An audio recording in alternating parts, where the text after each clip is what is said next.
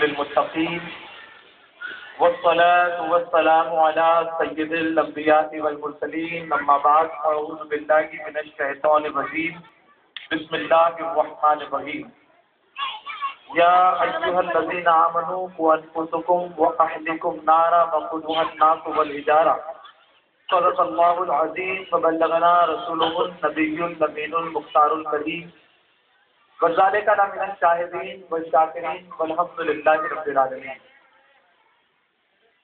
منبر رسول پر جلوہ افروز مبلغ کل دعوت اسلامی برادر عزیز محب گرامی قاری محمد خالد رضوی صاحب قبلہ، محفل میں جلوہ افروز محترم بزرگوں، نوجوان دوستوں، عزیز ساتھیوں، پیارے بچوں، دور دراز یا پردے کے پیچھے بیٹھ کر سننے والی مقدس پردہ نشین ماں اور بہنوں، السلام علیکم ورحمۃ اللہ وبرکاتہ. میرے پیارے آقا علیہ السلام کی برکات آپ نے بڑی عقیدت اور محبت والے انداز میں اس فقیر کے سلام کا جواب دیا. اب آئیے ان کی بارگاہ میں ہم سلام پیش کرتے ہیں، سلام کرنے کی سعادت حاصل کرتے ہیں کہ جن کو قرآن اور حدیث کی روشنی میں دیکھا جائے تو نہ ہی صرف آپ اور ہم سلام کرتے ہیں بلکہ میرے آقا کی شان تو یہ ہے کہ روایتوں میں ملتا ہے کہ 70,000 فرشتے حضور کے روضہ انور پر صبح کے وقت حاضر ہوتے ہیں اور 70,000 فرشتے شام کے وقت حاضر ہوتے ہیں، اور جو فرشتہ ایک مرتبہ حاضر ہوتا ہے قیامت تک اس کا نمبر دوبارہ نہیں آتا. لیکن اللہ نے اپنے محبوب کی امتیوں کو وہ مقام عطا فرمایا کہ وہ دنیا کے جس کونے میں رہے، جب ان کا دل چاہے اب غلاموں میں اپنا نام و درود و سلام پڑھ کر شامل کر لیا کرتے ہیں. میرے پیارے آقا کے پہلوؤں فرشتوں کا نمبر جو دربار میں حاضر ہوتے ہیں 70,000 فرشتے صبح کے وقت حاضر ہوتے ہیں اور 70,000 فرشتے شام کے وقت، اور جو ایک مرتبہ حاضر ہو گیا دوبارہ اس کا نمبر آنے والا نہیں ہے. لیکن ہم اتنے خوش نصیب ہیں، رہتے ہیں لکشمی نگر میں، لیکن اگر دل نبی کی محبت میں تڑپتا ہے کہیں سے ہم پڑھتے ہیں ہمارے آقا وہاں رہ کر ہمارے درود شریف کو سن لیا کرتے ہیں. اس نیت سے پڑھے اور اس یقین، اس کانفیڈنس کے بعد کہ ہم اگر بلند آواز سے پڑھیں گے تو ہمارے آقا درود شریف سنیں گے. ایسا نہیں ہے. ہمارے مبلغین کہتے ہیں بلند آواز سے پڑھو، زور سے پڑھو. اس کی وجہ کیا ہے کہ ہم زور سے پڑھیں گے تو ہماری آواز مدینے تک پہنچے گی. ایسا کانسیپٹ، ایسا فیتھ، ایسا بلیف رکھنا سراسر غلط ہے. ہمارا تو یہ عقیدہ ہے کہ ہم زبان کو حرکت نہ دیں، دل میں پڑے تو بھی میرے آقا ہمارے درود شریف کو سن لیا کرتے ہیں. کی ضرورت بھی نہیں پڑتی اور جانتے ہیں آقا کیسا سماعت کرتے ہیں. اعلیٰ حضرت عظیم البرکت فرماتے ہیں کہ ہم یہاں سے پکارے وہاں وہ سنے، مصطفیٰ کی سماعت میں لاکھوں سلام، اور دور اور نزدیک کے سننے والے وہ کان جانے لالے کرامت پہ لاکھوں سلام. اب جب اعلیٰ حضرت نے شعر کو لکھا تو بہت سارے لوگوں کو یہ بات ایکسپٹ نہیں کی، انہیں یہ بات ہضم نہیں ہوئی کہ ہاؤ از اٹ پاسبل کہ ہم ہندوستان میں ہیں، ہمارے آقا علیہ السلام مدینہ منورہ میں آرام فرما رہے، ہم یہاں سے پڑھیں گے تو ہماری بات، ہمارا درود و سلام وہاں کیسے پہنچے گا.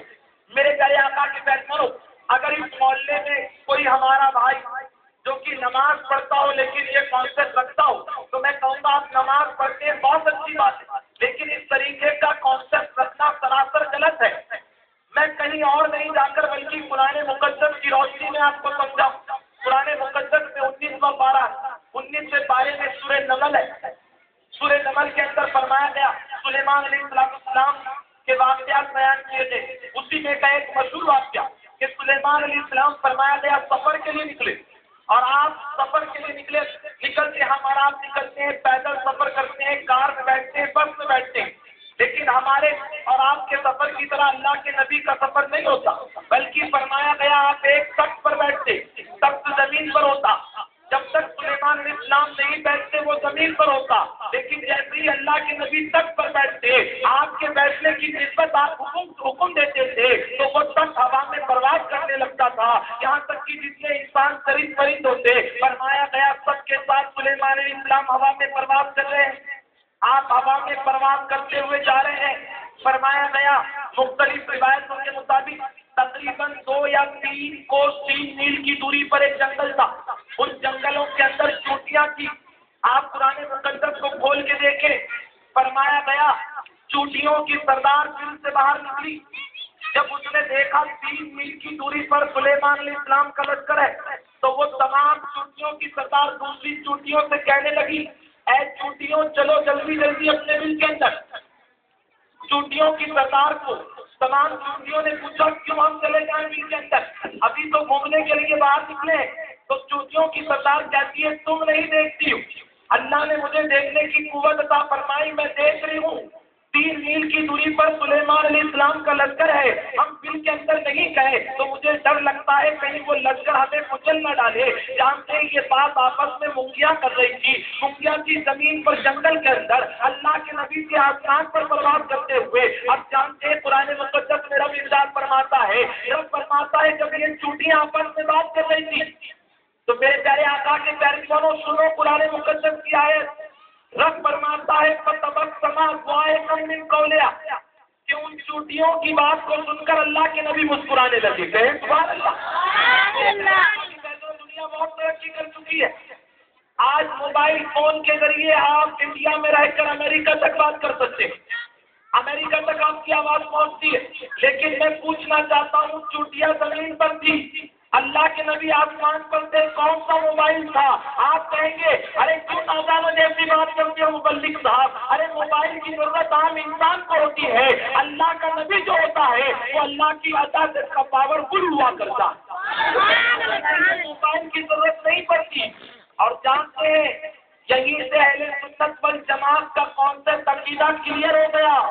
ارے جب سلیمان علیہ السلام نبی ہو کر 3 میل کی دوری سے مونگی کی آواز کو سن سکتے ہیں تو ہمارا یہ عقیدہ ہے سلیمان علیہ السلام نبی ہو کر مونگی کی آواز کو سن سکتے ہیں تو میرے آقا تو تمام نبیوں کے نبی ہے, وہ مونگی کی آواز کو سن سکتے ہیں تو میرے آقا لکشمی نگر میں رہنے والے غلاموں کی آواز کو بھی سن سکتے ہیں. میرے امام نے کہا کہ ہم یہاں سے پکارے وہاں وہ سنے مصطفیٰ کی سماعت پہ راستوں چلا. کے سننے والے وہ کانے لالے کرامت پہ راستوں چلا. ہم کیوں کہتے ہیں زور سے پڑھو؟ اس لیے نہیں کہتے کہ وہ نہیں سن سکتے.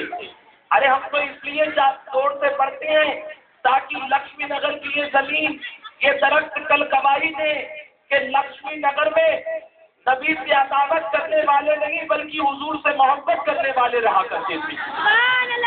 حضور کا نام سنتے تو دل مچلنے لگتا, آقا کی بارگاہ میں درود و سلام پڑھنے لگتے تھے. آقا کی پیغمبروں سے یہ تنگی کی بات کی.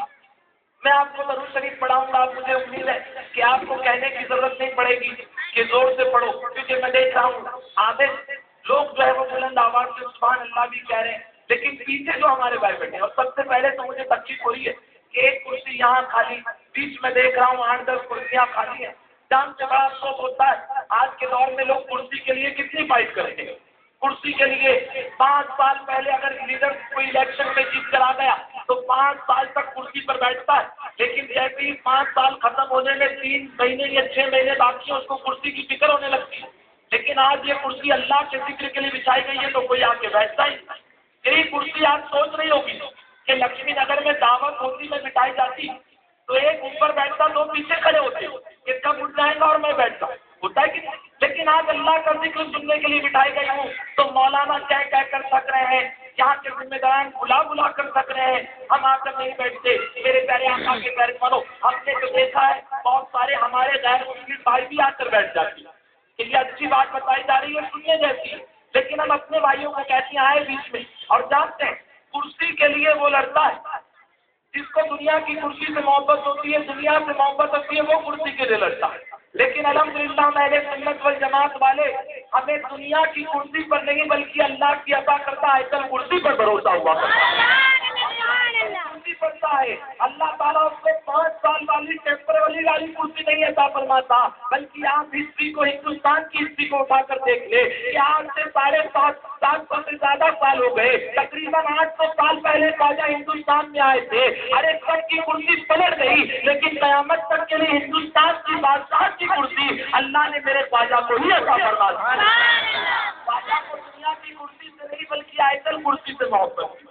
میرے پیارے آقا کے ساتھ ہمارے کچھ بھائی یہاں بیٹھے ہوئے, اگر وہ وہاں کرسی پر جا کر بیٹھ جائیں تو جنہوں نے کرسی کا بھاڑا دے کر کرسی کو لایا ہے ان کو بھی سکون ملے گا کہ میرا پیسہ ویسٹ نہیں ہوا ہے بلکہ اللہ کی راہ میں انویسٹ ہوا. اگر کوئی نہیں بھی بیٹھے تو انہوں نے تو انویسٹ کر دیا. آپ برا نہ مانے تو دور دراز کھڑے ہوئے برائے کرم وہاں پر جا کر بیٹھ جائیں. اپنا جو ہے وقت کی نزاکت کو دیکھتے ہوئے میں جب کو درود شریف پڑھاؤں. مجھے امید ہے جس طرح پہلے والے ہمارے بھائی پڑھیں گے اسی طرح پیچھے بیٹھے ہوئے بھی لوگ پڑھیں گے. اور اگر ہماری ماں اور بہنیں بھی یہاں موجود ہیں تو وہ بلند آواز سے نہیں بلکہ اتنی آواز سے پڑھیں کہ ان کی آواز باہر نہ جائے, وہ خود سنیں. میرے ساتھ پڑھیں گے درود شریف انشاءاللہ. پیچھے والے بھی کہیں محبت سے انشاءاللہ پڑھیں. الصلاۃ والسلام علیک یا رسول اللہ. الصلاۃ والسلام علیک یا حبیب اللہ. الصلاۃ والسلام علیک یا نبی اللہ.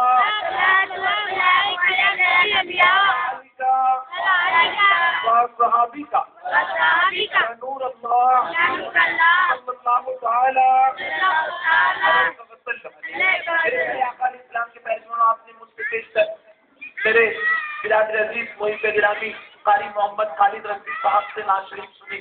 کیونکہ ہمارا اجتماع یہاں پر روڈ پر پہلی مرتبہ میری نالج کے حساب سے ہو رہا ہے, تو میں نے دیکھا وہ ایٹماسفیئر جو ماحول ہم دوسرے علاقوں میں جاتے ہیں وہ نہیں ملا. اور ظاہر سی بات ہے ہم پہلی بار آئے.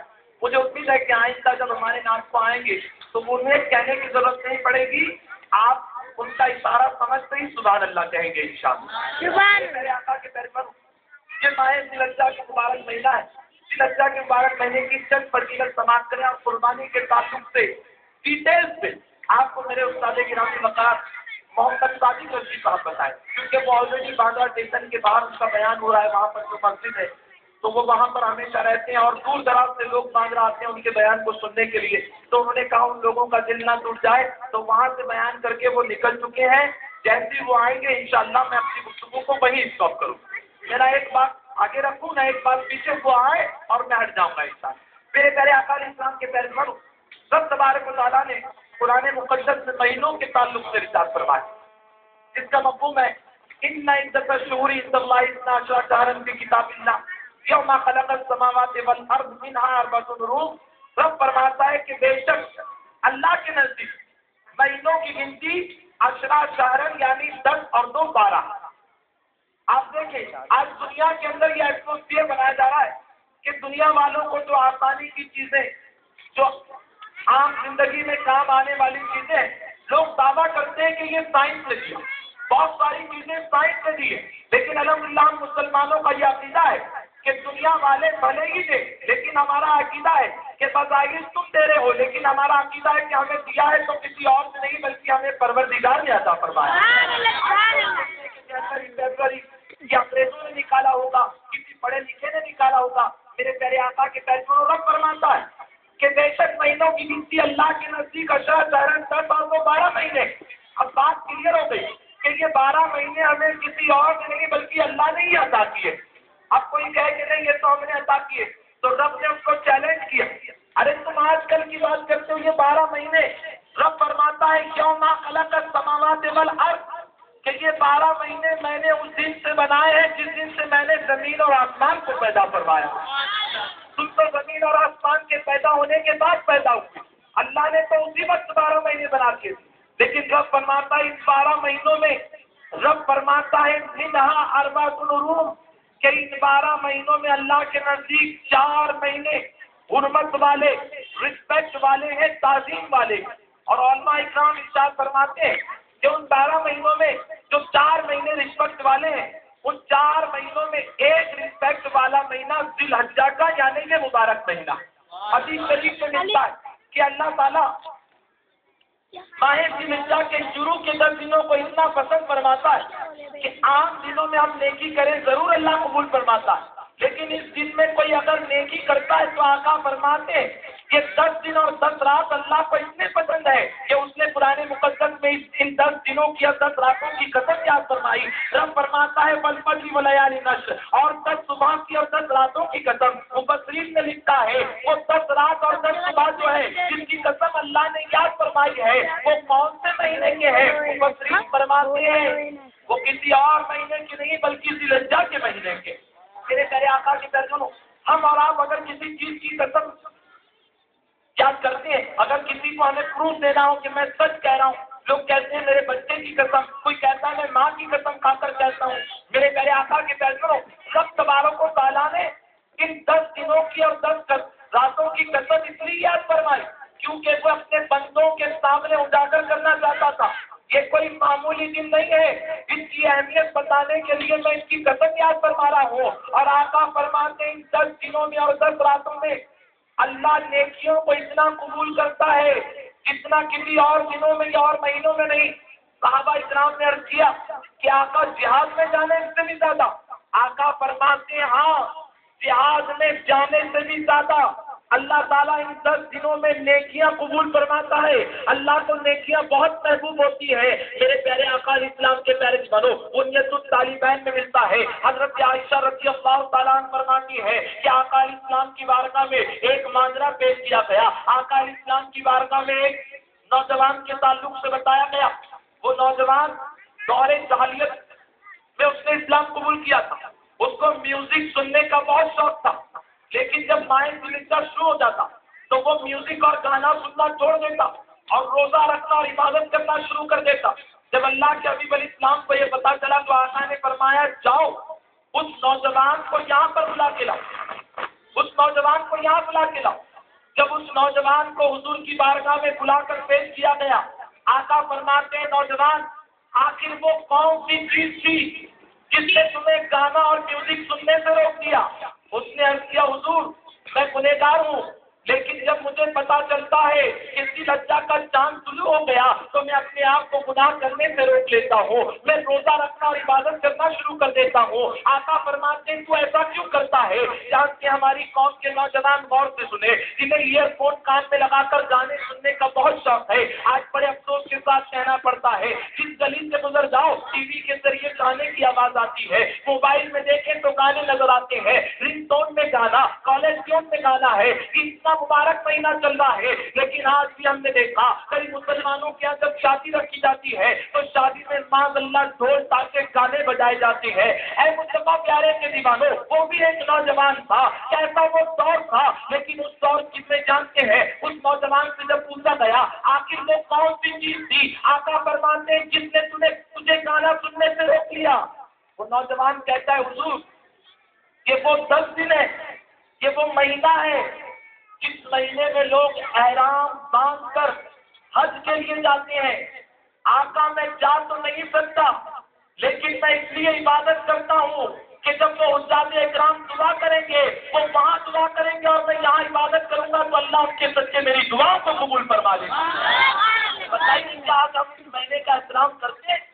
ایک طرف لوگ احرام باندھ کر کعبہ شریف کا طواف کر رہے ہیں اور دوسری طرف ہماری قوم کا نوجوان ڈانس کر رہا ہے، وہاں پر لوگ لبیک پڑھ رہے ہیں اور دوسری طرف ہماری قوم کے لوگ میوزک سنتے ہیں، گانا سنتے ہیں۔ میرے پیارے آقا علیہ السلام کے پیارے دیوانوں، یہ یہی میوزک ہے جس کے تعلق سے اللہ کے حبیب علیہ السلام فرماتے ہیں، علماء نے فرمایا جب حضور کے کانوں میں میوزک کی آواز آتی تو حضور علیہ السلام اپنی انگلی مبارک کو کانوں میں ڈالتے کہ میں میوزک نہ سنوں۔ حضور اس لیے انگلی ڈالتے کہ میوزک کی آواز نہ پہنچے، اور آج ہماری قوم کے لوگ ایئر فون لگاتے ہیں کہ میں بالکل سائلنٹ ہو کر میوزک کو سن سکوں، اور جانتے ہیں آج بڑا پرفتن ماحول ہے، ہم کہتے ہیں میوزک کیوں سنتے ہو تو جانتے کہتے ہیں میوزک سننے میں بڑا لطف ملتا ہے، بہت جو ہے بے قراری دور ہوتی ہے۔ کچھ لوگوں کو دیکھا ہوگا آپ نے شراب پیتے ہیں، ڈرگس لیتے ہیں، کہتے ہیں کیوں پیتے ہو تو کہتے ہیں اس سے پینے سے بڑا ریلیکس ملتا ہے۔ میرے پیارے آقا کے پیٹ بنو، جانتے ہیں آج ہمارے ملک کے کلچر کو بھی تباہ کیا جا رہا ہے۔ آج کون سا نشہ ہے جو ہماری آبادیوں میں نہیں ہوتا؟ آپ غیر مسلم سبھی آبادی میں چلے جائیں، آپ کو بہت سارے لوگ ملیں گے جو نشہ کرتے ہوں گے۔ ہم نے دیکھا کئی غیر مسلم مائیں بوڑھی عورتیں بھی روتی ہیں، ان کے جوان بچے جو ہے نشہ کرتے ہیں، کسی کو کورکس پینے کا نشہ ہے، کسی کو ڈرگس پینے کا نشہ ہے۔ آج جانتے ہیں یہ نشہ کتنا تیزی سے بڑھتا ہوا جا رہا ہے۔ کئی نوجوان سینر ڈالتے ہیں کپڑے کے اندر، سنتے ہیں، اس لیے نشہ ملتا ہے، ریلیکس ملتا ہے۔ شراب پیتے ہیں، کیوں پیتے ہیں؟ کہتے ہیں ریلیکس ملتا ہے۔ مجھے بڑا افسوس ہوتا ہے کیسے لوگ آ گئے، کہتے ہیں شراب پینے سے ٹینشن دور ہوتا ہے، گٹکا کھانے سے ٹینشن دور ہوتا ہے، बार बार सिगरेट पीता हूँ तो टेंशन दूर होता है, सिगर को सूंघता हूँ तो टेंशन दूर होता है। ये तमाम वो बातें हैं जो मेरे समझ में नहीं आती। एक शराब पीने वाले से मैं पूछना चाहता हूँ, तुम कहते हो माशाअल्लाह शराब पीने से टेंशन दूर होता, रात में पीते हो दूर हो जाता है, और जब सुबह आंख खुलती है तो वो टेंशन घर के सामने खड़ा होता। सिगर सूंघते हैं, जानते हैं ये सूंघने के बाद मेरी पसलियां सड़ जाएंगी। सिगरेट बार बार पीते हैं और जानते हैं रिजल्ट क्या निकलता है, 30 साल तक सिगरेट पीते रहे, और जब 30 साल के बाद टीबी की बीमारी या कैंसर होता है तो पता चलता है 30 साल तक ये सिगरेट पीते थे, अब 30 साल के बाद सिगरेट इनको पीना शुरू कर दी। जब सिगरेट पीती है तो क्या हॉस्पिटल मिलता है। मेरे प्यारे आका इस्लाम के प्यारे जवानों, ये तमाम बातें इसलिए कह रहा हूँ कि आज लोग हमारे पास आकर रिक्वेस्ट करती हैं कि हमारे बच्चे नशा करने वालों के साथ घूमते हैं, हमारे बच्चे ड्रग्स लेने वालों के साथ घूमते हैं। हमने देखा है जवान बच्चा दोस्तों के साथ एंजॉय करता है और बूढ़ी माँ जाकर दूसरे की यहाँ पर बर्तन मांजती है। लोग सोचते हैं म्यूजिक सुनने से दिल को सुकून मिलेगा, लोग सोचते हैं शराब पीने से, ड्रग्स लेने से दिल को सुकून मिलेगा। आओ इब्राहिम अलैहिस्सलाम की जिंदगी में झांक कर देखो। इब्राहिम अलैहिस्सलाम अल्लाह के नबी जिनकी याद में हम कुर्बानी बनाते हैं, इनको अल्लाह ने बहुत दौलत दी थी। फरिश्तों ने अर्ज किया, अल्लाह तेरे खलील तुझसे इसलिए मोहब्बत करते हैं क्योंकि तूने इन्हें बहुत ज्यादा दौलत दी। रब फरमाता है, फरिश्तों तुम नहीं जानते, ये मेरे खलील हैं, इन्हें दुनिया की दौलत से नहीं बल्कि अपने रब से मोहब्बत है। फरिश्ते अर्ज करते हैं, मौला हम देखना चाहते हैं। फरिश्तों से रब फरमाता है, जाओ दुनिया में जाकर मेरे खलील का इम्तिहान ले लो। बड़ी गौर से सुनिएगा, फरिश्ते इंसानी शक्ल सूरत बनाकर दुनिया में आए। आने के बाद देखा कि इब्राहिम अलैहिस्सलाम तपती हुई धूप में बकरियों के रेवड़ को चरवा रहे हैं, काफी थक चुके हैं, पसीने में आप भीग चुके हैं। फरिश्ते थोड़ी दूर पर जाते हैं और अपनी जुबान मुबारक से अल्लाह की पाकी बयान करना शुरू करते हैं। मुफस्सिरीन और उलमा इकराम ने इरशाद फरमाया, फरिश्तों ने वो तस्बीह पढ़ना शुरू की जो आप हर तरावी की हर 4 रकात नमाज के बाद पढ़ते हैं। फरिश्तों ने पढ़ा सुभानल मलिकल कुद्दूस, ये पूरी तस्बीह जब फरिश्तों ने पढ़ना शुरू की, इब्राहिम अलैहिस्सलाम जो थके हुए थे, बकरियों को चरवा रहे थे, तपती हुई धूप थी, लेकिन जैसे ही आपने तस्बीह को सुना, आप बकरियों के रेवड़ को वहीं छोड़ देते हैं और आवाज को फॉलो करते करते पहुंचे। जब आप वहां पहुंचे, फरिश्ते तस्बीह पूरी बयान कर चुके थे। फरिश्तों से आपने कहा, जो कि इंसानी शक्ल सूरत में थे, आप फरमाते कि अभी तस्बीह तुम पढ़ रहे थे।